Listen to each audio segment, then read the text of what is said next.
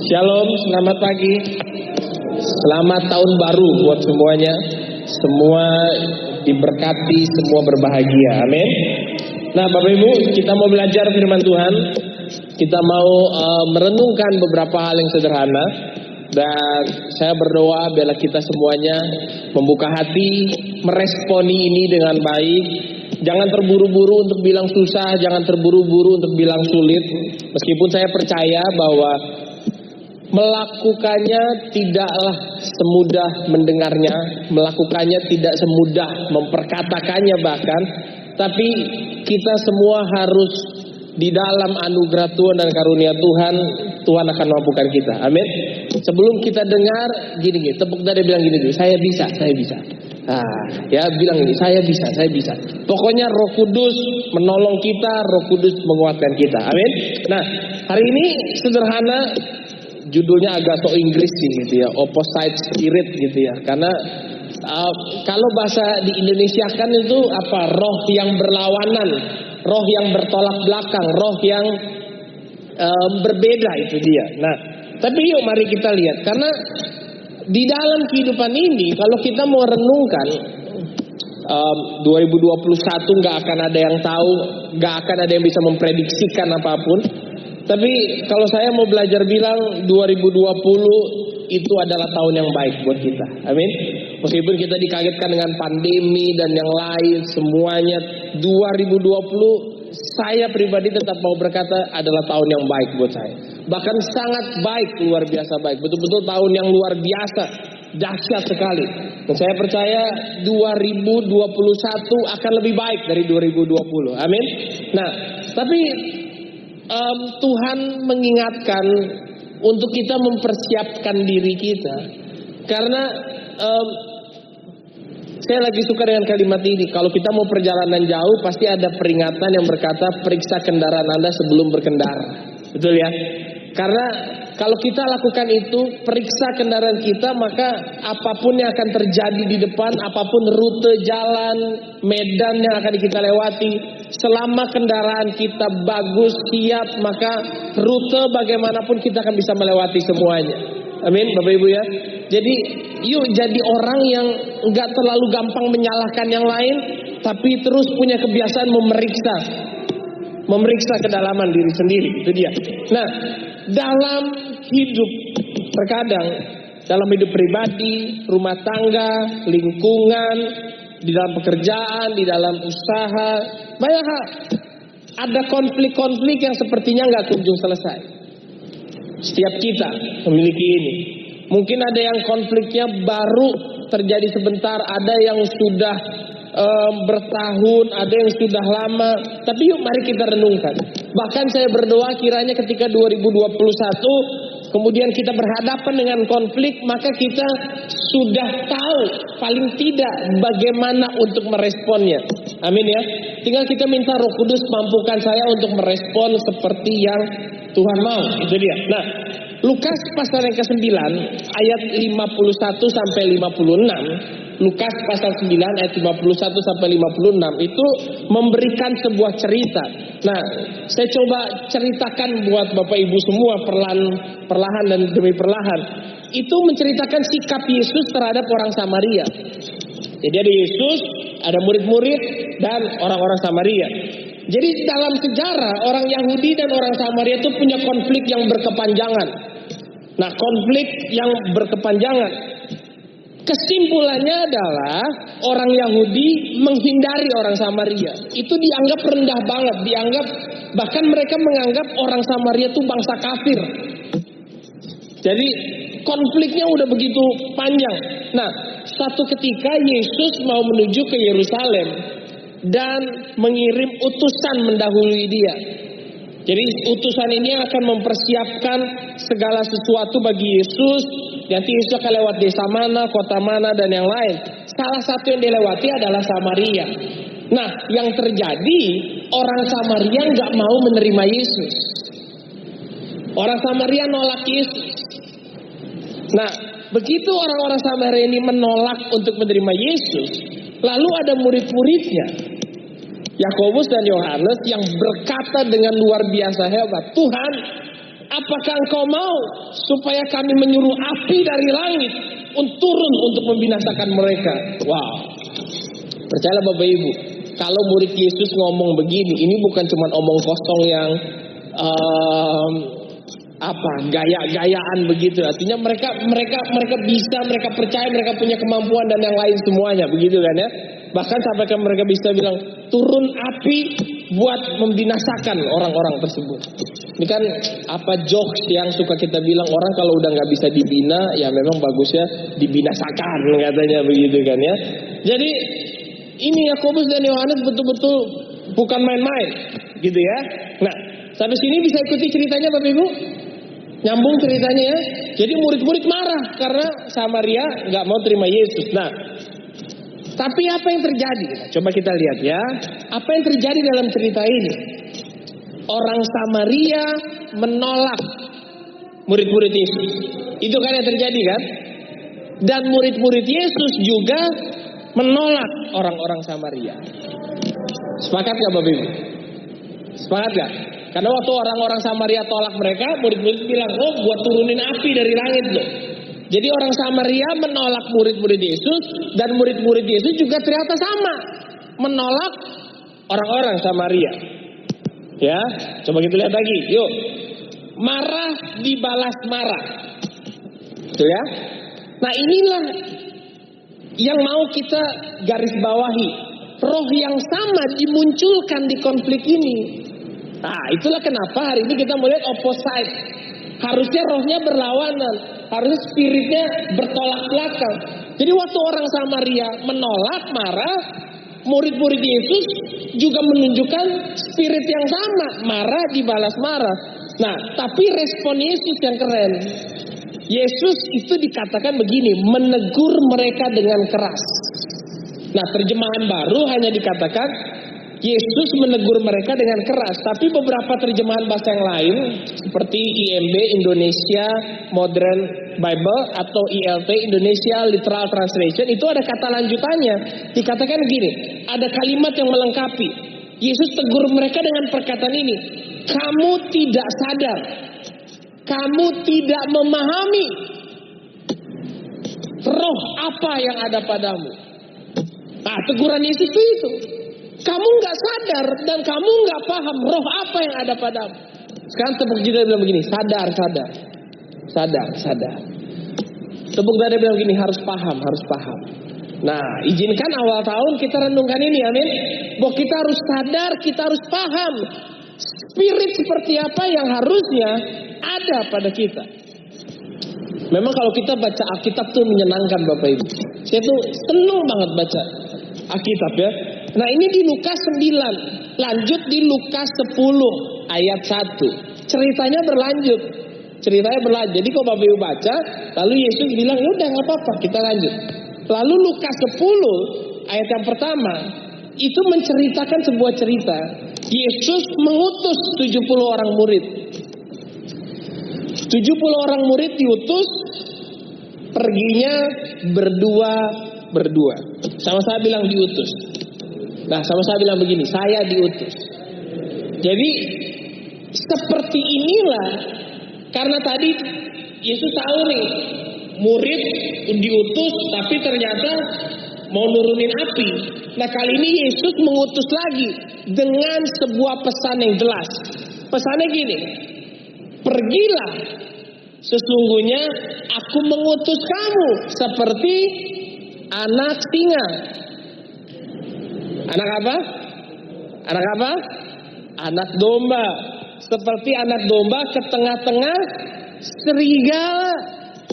Anak domba ke tengah-tengah anak serigala. Bukan, anak domba ke tengah-tengah anak serigala. Dari jenisnya aja udah kalah, betul nggak? Serigala dengan domba. 2, dari umur udah jelas kalah. Serigala dengan anak domba. Bayangkan kalau anak serigala ketemu anak domba, kira-kira apa yang terjadi? Kok kayak bingung? Coba, kalau anak serigala ketemu anak domba, apa yang akan terjadi? Mereka main pasti. Namanya anak-anak gitu kan. Tapi kalau serigala dewasa ketemu anak domba, bayangkan. Wah, itu kayak kucing lihat ikan asin tuh. Kurang lebihnya begitu kan. Ini udah pasti adalah apa? Gerakan bunuh diri udah. Tuhan utus udah terdengar gerakan bunuh diri, udah habis saja. Nah, tapi inilah Tuhan kita. Bahwa kalkulasi kemenangan kita bukan kalkulasi fisik. Haleluya. Saudara nggak ada yang amin ya? Ini kan harusnya menjadi sebuah pegangan kita bahwa kalkulasi kemenangan Tuhan itu beda jauh sama kita. Bukan kalkulasi fisik, bukan kalkulasi realita, bukan hitung-hitungan. Berbeda. Anak domba ke tengah-tengah serigala. Oke, lanjut. Sampai sini bisa ikuti Bapak Ibu? Masih bisa ikut ya? Oke, lanjut ya. Seperti anak domba bicara apa sih? Karakter, watak, kepribadian. Kepribadian anak domba diutus ke tengah-tengah kepribadian serigala. Itu yang lagi Tuhan mau. Bahwa harus muncul sesuatu yang berlawanan diutus. Nah, kalau Alkitab tulis anak domba, pasti selalu punya artinya lemah lembut. Yuk, sekarang kita definisikan. Apa itu lemah lembut? Lemah lembut adalah satu, kemampuan untuk tidak membalas. Sama-sama bilang kemampuan untuk tidak membalas. Haleluya. Ternyata tidak membalas itu bukan pasrah, tidak membalas itu bukan nasib, tidak membalas itu bukan takdir, tidak membalas itu adalah kemampuan. Gak semua orang bisa memutuskan untuk tidak membalas. Jadi bukan ketidakberdayaan tidak membalas itu, bukan di hadapan Tuhan. Kalau kita tidak membalas itu adalah sebuah kemampuan. Beda sama dunia. Amin. Kalau dunia bilang kemampuan untuk membalas, kemampuan untuk menunjukkan, tapi Tuhan beda, kemampuan untuk tidak membalas. Haleluya. Itu senang banget saya siang hari ini. Seru banget. Meskipun saudara kayak kurang bahagia begitu ya. Saya percaya Bapak Ibu, kalau kita praktek lakukan ini, kita akan jadi punya hidup yang sangat berbahagia. Yakinlah itu. Nah, lemah lembut adalah mudah berubah hatinya terhadap kebenaran. Makanya tadi saya di awal bilang, Pak, Bu, apa yang akan kita pelajari ini tidak semudah mendengarkannya, bahkan tidak semudah memperkatakannya. Saya juga belajar terus. Pak, Bu, yakinlah kalau hari ini saya bisa sama-sama kita belajar khotbah ini. Saya pun sedang struggling di hal yang sama. Tapi ternyata Tuhan itu luar biasa. Kalau dibilang lemah lembut bukan berarti Tuhan menuntut kesempurnaan dari kita, enggak. Tapi yang Tuhan tuntut dari kita adalah mau enggak hati kita gampang berubah terhadap kebenaran. Itu. Marah boleh enggak? Manusiawi. Saya enggak bilang boleh atau enggak, manusiawi. Kecewa boleh enggak? Manusiawi. Sedih, pahit, benci, manusiawi. Percayalah Bapak Ibu, kalau lihat badan saya makin besar, saya lagi mengalami hal-hal itu. Betul, manusiawi. Tapi yang Tuhan mau adalah bukan kita punya hati yang gak bisa marah. Bukan itu ternyata loh. Bukan kita punya hati yang gak bisa sedih. Bukan kita punya hati yang gak bisa kecewa. Bukan. Tuhan mau hati kita mudah berubah terhadap kebenaran. Setiap kali kita bereaksi dari manusianya kita, tapi setiap kali kebenaran Tuhan datang, kita mudah berubah. Amin Bapak Ibu. Bapak Ibu kalau lihat saya jangan dari mimbar begini. Wah kalau udah di mimbar semua udah di set, udah bagus. Udah kelihatannya sukacita, gak pernah marah, penyabar. Waduh ganteng banget dah. Saudara kalau lihat saya Senin sampai Sabtu, di rumah, di dalam kehidupan sehari-hari, wah anak-anak yang bersama-sama dengan saya, orang-orang yang dekat dengan saya tahu saya marahnya saya, gak senengnya saya, bete-nya saya, kecewanya saya, mereka tahu. Saya pun kadang masih bereaksi dalam hal yang seperti itu. Tapi saya bisa pastikan setiap kali firman kebenaran Tuhan datang, nah ini lemah lembut. Mau nggak hati kita gampang berubah? Percayalah Tuhan tuh selalu bicara. Tuhan selalu mengingatkan. Gak mungkin enggak. Makanya dari pagi kita belajar untuk melangkah aja. Tapi gimana kalau saya takut melangkah? Kamu gak usah khawatir. Ada Bapa di sorga yang ngejagain kamu. Gak mungkin dia waktu kita salah langkah dia bilang, oh salah langkah nih gua lihat nih diterusin atau enggak. Enggak. Bapak kita waktu kita salah langkah dia akan mengarahkan kita, kesini lu seharusnya. Itu Bapak kita. Makanya setiap kali saya lagi marah terhadap sesuatu pun Tuhan bicara. Nah saya mau jujur sama saudara. Saya gak mau munafik, saya mau jujur sama saudara. Apa yang kita dengar hari ini baru muncul tuh kemarin sore, kemarin malam. Ketika apa? Saya lagi marah besar terhadap sesuatu. Bapak Ibu kok ngelihat saya kayak langsung, wah gue salah punya pendeta kayaknya ya. Terserah lah. Saya hanya mau belajar apa adanya. Waktu saya lagi marah besar terhadap sesuatu, itu ada di ubun-ubun udah ini. Saya begitu saya, udahlah. Buka laptop, ketik-ketik, Tuhan bicara. Seakan-akan Tuhan bicara begini, yuk besok khotbah ini ya. Tapi saya tahu Tuhan bilang, yuk besok khotbah ini. Padahal Tuhan lagi bilang, lu ngaca tuh sama itu. Saya langsung, Tuhan makasih. Saya bersyukur. Nah kita harus belajar kekristenan kita tuh bukan peraturan salah atau benar. Tapi hubungan bersama dengan Tuhan. Saya cuma bersyukur begini, Tuhan makasih. Saya salah. Tapi Tuhan itu menikmati waktu kita bisa punya hati yang lemah lembut, gampang berubah, gampang bilang makasih Tuhan. Saya bersyukur, saya masih dengar Tuhan bicara, masih dengar Tuhan ngarahin lagi. You nggak boleh mesti kesini. You nggak boleh begitu, mesti begini. Jadi Bapak Ibu bisa kok, bisa. Kita bisa praktek ini. Amin. Ya, 2 kaki yang menguatkan kita 2021. Kaki pertama, kemampuan untuk tidak membalas.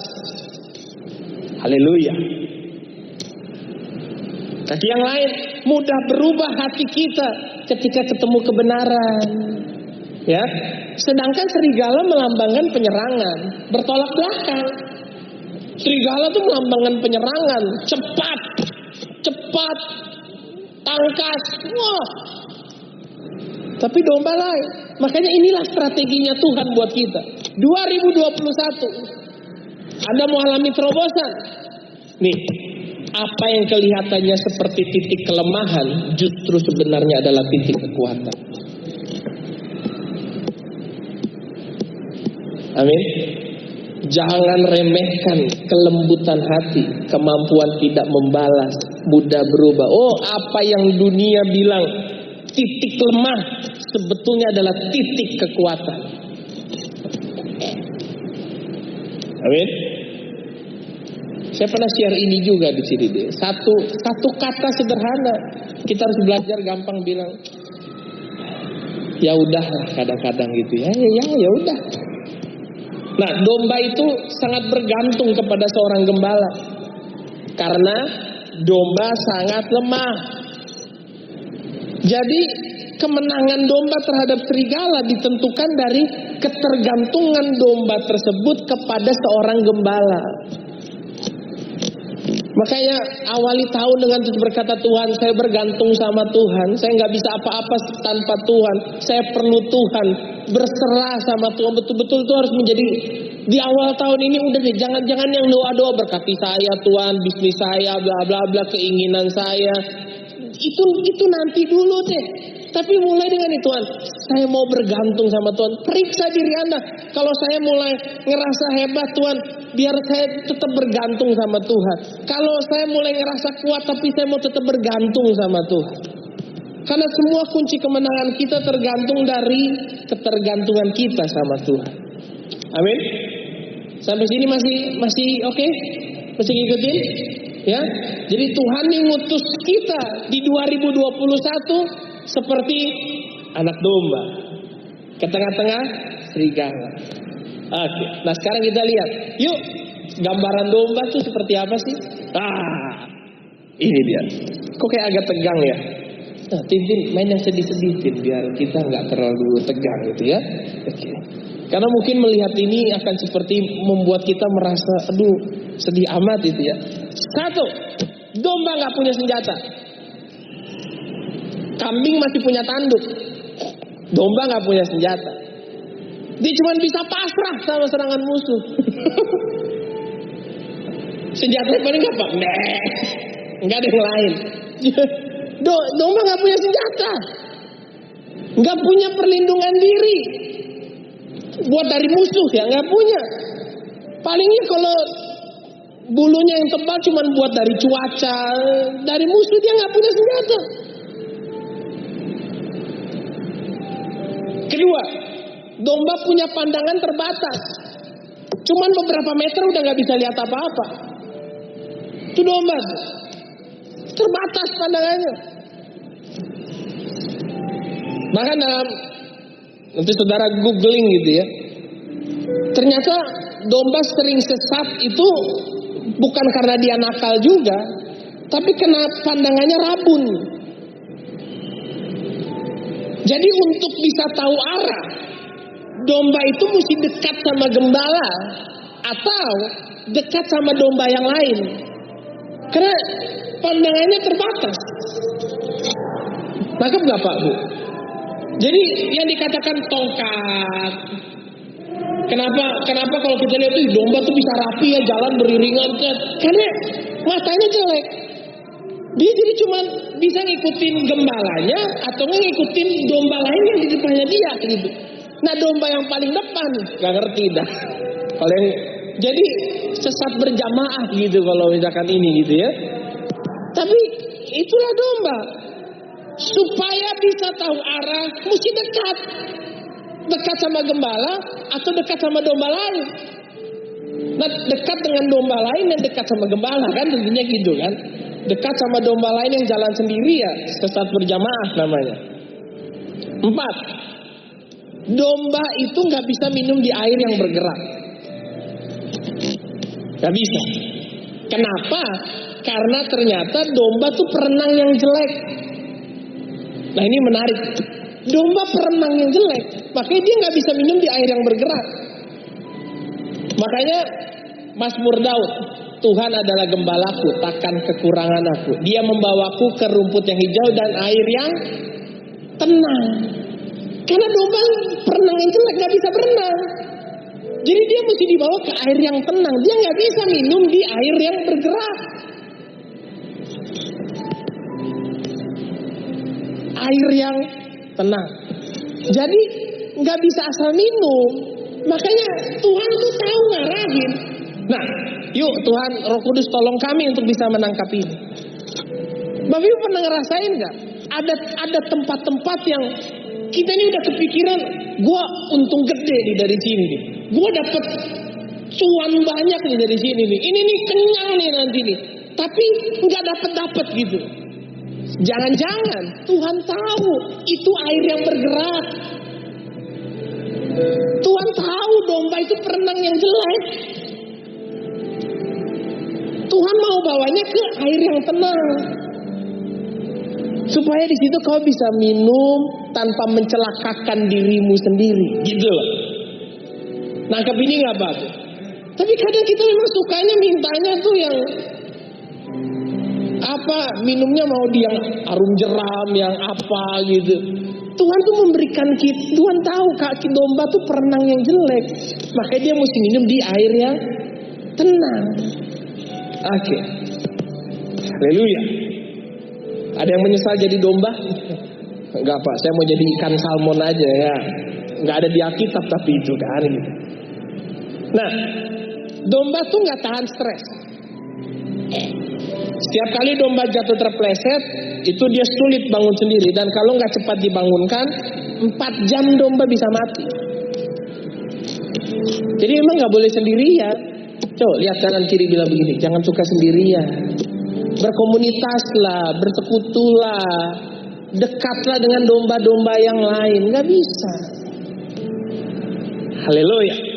Makanya betapa lemahnya domba. Betul ya? Lemah banget. Betapa lemahnya domba. Tapi justru lemahnya domba inilah yang luar biasa. Karena apabila Tuhan bicara, kita adalah domba yang diutus ke tengah serigala, berarti peperangannya milik Tuhan. Saya tahu Pak, kita ini kalau renungkan firman ini, daging kita terkoyak memang. Di satu sisi ego manusia kita semua tuh pasti, tercabik-cabik. Melihat apa yang ada di hadapan kita, apa yang akan menjadi perlakuan orang, perkataan orang. Wah, mungkin kita menyadari, wah ternyata ini air bergerak buat saya dan yang lain. Tapi karena domba lemah, maka setiap kali Tuhan bicara kita diutus ke tengah serigala, peperangan itu milik Tuhan, bukan milik kita, milik Tuhan Sang Gembala. Semua peperangan saudara itu milik Tuhan. Bukan strugglingnya kita bahkan ternyata. Karena kita gak punya apa-apa. Proses yang kita lewati milik Tuhan. Lembah yang kita lalui milik Tuhan.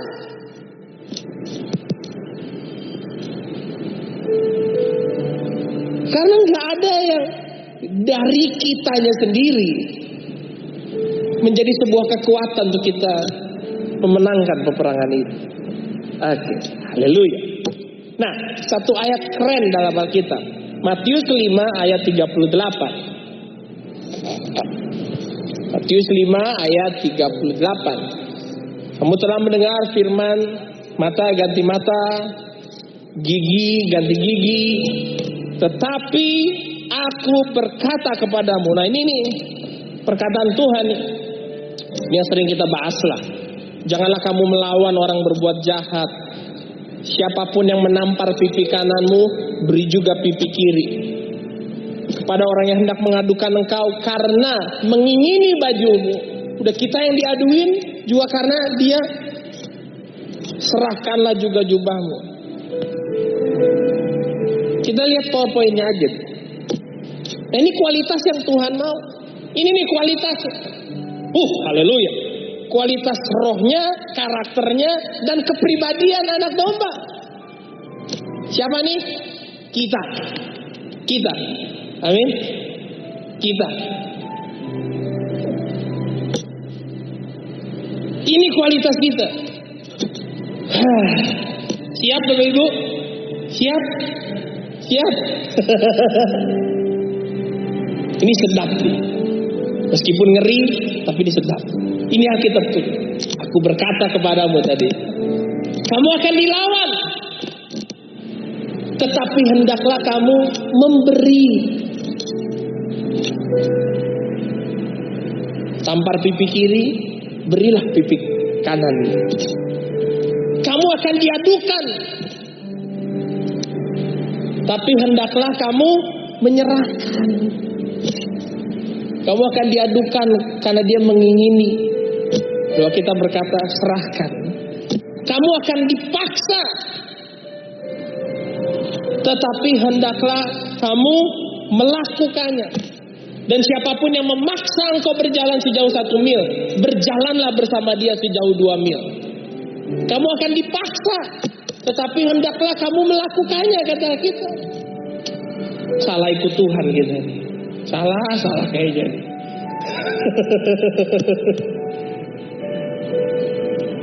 Serba bingung kita sekarang ya. Mau mundur kadung. Berilah kepada orang yang meminta kepadamu, dan janganlah menolak orang yang mau meminjam daripadamu. Kamu akan diminta, tapi hendaklah kamu meminjamkan, kata kita. Haleluya. Belum cukup pandemi 2020 Pak. Enggak, ini bukan soal apa. Roh, karakter, kepribadian. Dilawan, memberi, diadukan, menyerahkan, dipaksa melakukan, diminta meminjamkan. Nah coba, lihat menarik nih. Kok Alkitab bilang bahwa kita akan meminjamkan orang yang meminta. Orang meminta, kok bilangnya dipinjamkan, kamu akan meminjamkan. Kok bukan melepas, hilang, diambil gitu. Dipinjam. Kamu akan meminjamkan. Menarik ya. Yang lain kan memberi, menyerahkan, melakukannya. Tapi di akhir Tuhan bilang jelas, kamu meminjamkan mereka. Karena suatu takaran yang baik dipadatkan, digoncang. Nah, kita berkata, Ibu kalau lihat tuh komanya, lihat di Alkitab kita itu komanya lain. Dan yang tumpah keluar akan dicurahkan ke dalam ribaanmu. Itu kata Alkitab. Makanya kenapa dibilang kamu akan meminjamkan? Karena apa yang diambil orang waktu orang itu maksa, melawan, mengadukan, apa yang tumpah keluar itu akan dicurahkan ke dalam ribaanmu. Jadi orang mau ngambil apa aja ya, tapi sumber itu akan mengisi kita kembali. Lukas 6 ayat 38. Saya nggak bicara uang. Ayat ini nggak pernah bicara uang. Ayat ini bicara kerelaan hatimu untuk ini. Dilawan, diadukan, dipaksa, diminta, dan setiap kali kita, ya udah saya beri, ya udah saya serahkan, ya udah saya lakukan. Maka Tuhan bilang begini, yang di atas akan selalu, yang tumpah kepadamu diambil orang, akan selalu ada pintu lain, jalan lain, mencurahkan ke dalam ribaan. Jadi gak ada cerita namanya begini, lu bodoh dimanfaatin orang, lu terlalu baik dihabisin orang. Silahkan, orang lain mencoba menghabisi saya, Tuhan akan terus mengisi saya. Itu prinsip kita. Amin Bapak Ibu. Amin. Itu Tuhan kita. Titik lemah.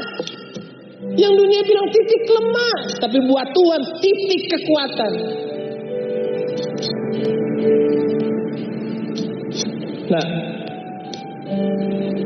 nilai-nilai radikal inilah yang akan menentukan seberapa besar pengaruh kekristenan kita.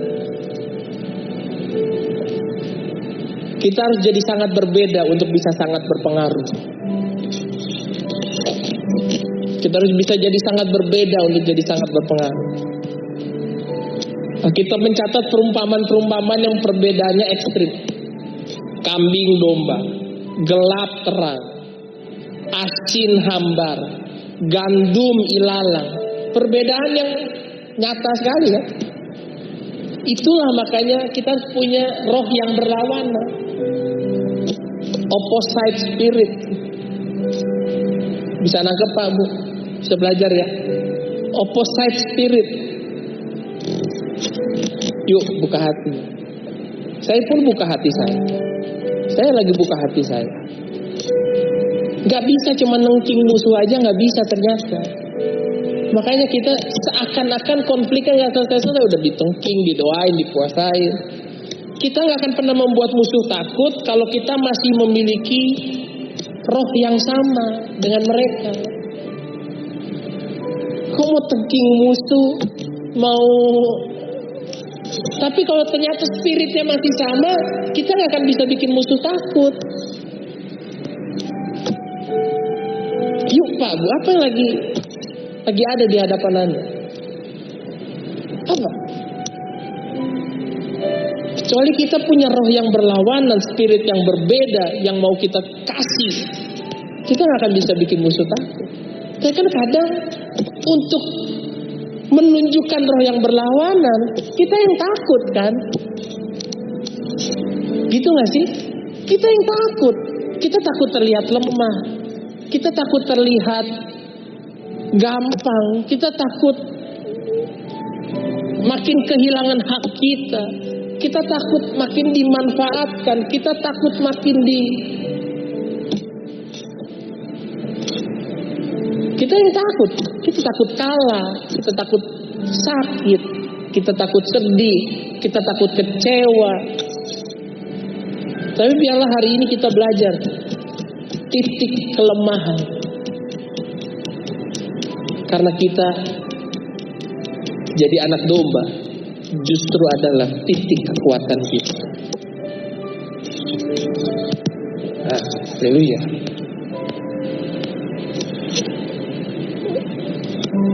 Jadi yang kita ubah Yuk spirit kita. Bagaimana kita merespon? Yang terakhir buat kita semua. Matius 5 ayat 43. Matius 5 ayat 43. Itu kelanjutan dari tadi Tuhan ngajarin kan. Berilah. Nah, terus Tuhan bilang begini. Kamu telah mendengar firman Allah, kasihilah sesamamu manusia dan bencilah musuhmu. Tetapi balik lagi, aku berkata kepadamu, kasihilah musuhmu dan berdoalah bagi mereka yang menganiaya kamu.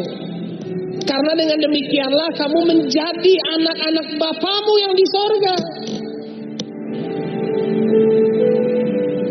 Jadi anak Bapa tuh bukan jadi pendeta loh. Bukan pelayanan lah. Bukan doa banyak, baca Alkitab sering, puasa rajin. Bukan ternyata.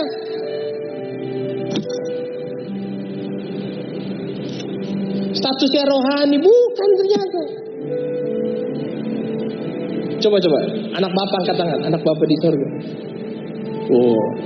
Tapi gue tanya, kenapa kamu anak Bapa? Saya suka bingung kan ya. Ya karena dia Bapa saya. Karena saya panggil dia Bapa. Karena saya Kristen. Karena saya ke gereja. Alasan yang... Tapi kita bilang jelas. Matius 5 ayat 45. Karena dengan demikian kamu menjadi anak-anak Bapamu yang di sorga. Karena dengan demikian berarti dengan apa? Ayat 44 itu. Kasihilah musuhmu dan berdoalah bagi mereka yang menganiaya kamu. Kau mau pendeta, pelayanan, tapi kembali babu. Saya bilang, saya pun lagi buka hati saya. Yuk, izinkan ini masuk dalam kita. Mengasihi musuh mereka, berdoa bagi mereka yang menganiaya. Berdoa bagi mereka yang menganiaya. Dua itu yang bikin kita jadi anak Bapa. Oh pendeta, pelayanan di mimbar, khotbah bagus, hebat, nih kayak saya. Tapi kalau saya nggak bisa lakukan ini, mengasihi musuh, berdoa bagi mereka yang menganiaya, saya bukan anak Bapa.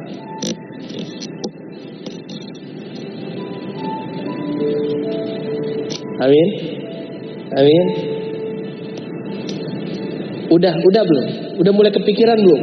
Si ini nih, setan memang nih. Udah kepikiran belum orang-orangnya siapa? Udah mulai kebayang belum musuh-musuhnya siapa? Atau belum? Kalau belum nanti sebentar lagi datang kok, percaya aja. Supaya kita jadi pelaku firman. Ayat 45 lagi masih bisa, keren banget Alkitab nih. Karena dengan demikianlah kau menjadi anak-anak Bapamu yang di sorga, yang menerbitkan matahari bagi orang yang jahat dan orang yang baik, dan menurunkan hujan bagi orang yang benar dan orang yang tidak benar.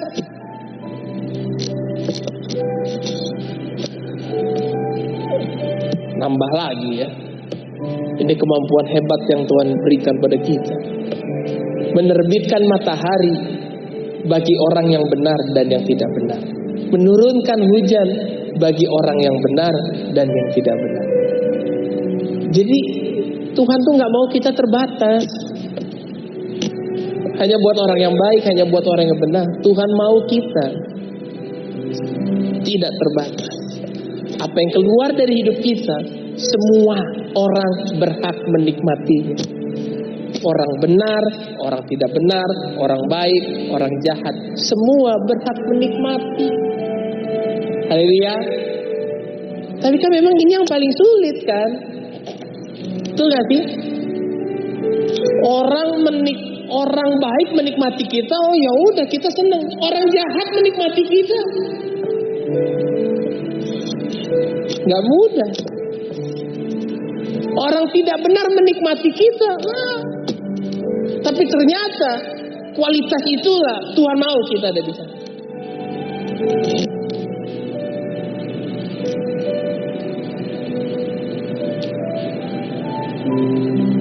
Saudara tahu nggak apa yang saya bertobat banget? Saya masih struggling di situ sampai hari ini. Doain saya lah ya, doain saya. Kadang-kadang saya masih suka dari mulut saya berkata begini, gak adil Tuhan.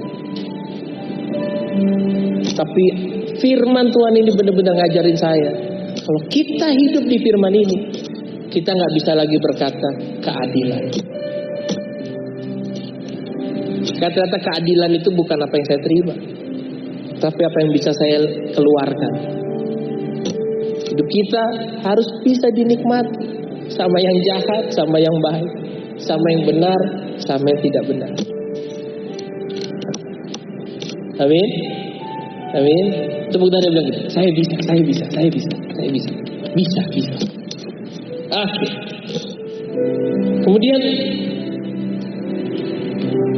kita berkata, kesempurnaan kita. Kita lanjutkan terus di ayat 45. Apabila kau mengasihi orang yang mengasihi kamu, apakah upahmu? Bukankah pemungut cukai juga berbuat demikian? Dan apabila kamu hanya memberi salam kepada saudaramu saja, apakah lebihnya daripada perbuatan orang lain?